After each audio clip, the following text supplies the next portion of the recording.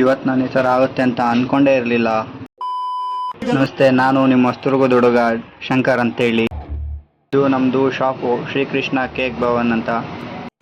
ನಮ್ಮದು ಅಂಗಡಿ ಓಪನ್ ಮಾಡಿಬಿಟ್ಟು ಹಾಲೆಲ್ಲ ಬಂದಿತ್ತು, ಹಾಲು ಜೋಡಿಸ್ಕೊಂಡ್ವಿ. ಅಷ್ಟೊತ್ತಿಗೆ ಐಟಮ್ ನೋಡಿದರೆ ಎಲ್ಲ ಖಾಲಿ ಆಗಿಬಿಟ್ಟಿತ್ತು. ಇವತ್ತು ಬ್ರೆಡ್ ಇಲ್ಲ, ಕೇಕ್ ಇಲ್ಲ.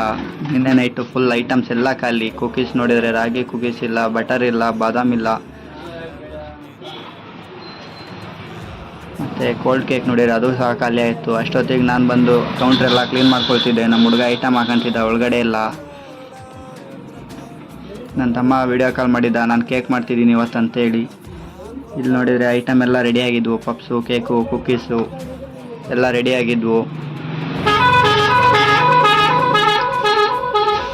ಅಷ್ಟರಲ್ಲಿ ನೋಡಿದರೆ ಒಂದು 3 kg ಕೇಕ್ ಆರ್ಡ್ರು ಬಂದಿತ್ತು. 3 kg ಕೇಕ್ ಮಾಡೋಣ ಅಂತ ರೆಡಿ ಮಾಡ್ತಿದ್ವಿ.